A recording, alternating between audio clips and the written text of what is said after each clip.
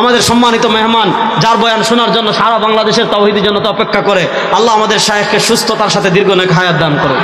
আল্লাহ কর্মমুখর দীর্ঘ নেক হায়াত দান করুন। অবশ্য উনি আমাকে এতটা আদর করেন, স্নেহ করেন, এখন তো আপনারা আমাকে চিনেন যে রেজাউল করিম আবরার নানা কারণে চিনে ফেলছেন। যখন আমাকে কেউ চিনত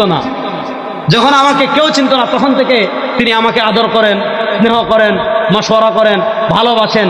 যখন তো আমাদের দেশে তো সাধারণত আমাদের বাঙালি মানুষের স্বভাব হলো বড় হলে ছোটদেরকে পাত্তা দেয় না মানুষ। যখন আমাকে কেউ চিনে না 2016-17 সালের দিকে, তখন তিনি আমাকে ডাকতেন, বিভিন্ন মাসালা নিয়ে মুযাকারা করতাম, বলতেন এইভাবে করো, এইভাবে করো, এইভাবে করো, এইভাবে করো। তো আমাকে যে কয়েকজন মানুষ চেনে, আমি তো আসলে ওয়াজের মানুষ না, যে কয়েকজন মানুষ চেনে আমাকে ওয়াজে নিয়ে আসছেন, বক্তা বানাই দিয়েছেন। তার ভিতরে অন্যতম হলেন মাওলানা হাফিজুর রহমান সিদ্দিকী কুয়াকাটা। তো আমি আসলে ওনার সামনে বেয়াদবি আর করবো না, শুধু এতটুকু বলি, দারুল দেওবন্দ আপনাদেরকে এমন একটা জিনিস দিয়েছে, আপনি আজকে বলতে পারেন যে এরা কুয়াকাটা হুজুরা কি করে, খালি ওয়াজ করে আর মাদ্রাসা করে। ওনারা জাতির জন্য শুনেন মিয়া, তাই ইসলামের কথা বলার সুযোগ পান না। এই যে আপনার মাথায় টুপি, এই যে আপনার মুখে দাড়ি, এই যে আপনি কোরআন পড়েন, এই যে আপনি হাদিস পড়েন, ব্রিটিশের বিরুদ্ধে জিহাদ করে কারা তোমার কাছে কোরআন পৌঁছিয়েছে? ব্রিটিশের বিরুদ্ধে জিহাদ করে কারা তোমার কাছে দ্বীন পৌঁছিয়েছে? ব্রিটিশের সাথে জিহাদ করে কারা তোমার কাছে ইসলাম পৌঁছাইছে? আরে শোনো, ব্রিটিশের বিরুদ্ধে জিহাদ করেছেন আমাদের বাবারা, আমাদের দাদারা। ইসলামকে হেফাজত করেছেন আমাদের বাবারা, দাদারা। আর কিছু পারেন আর না পারেন, অন্তত ইসলামটাকে আপনাকে দিয়েছেন।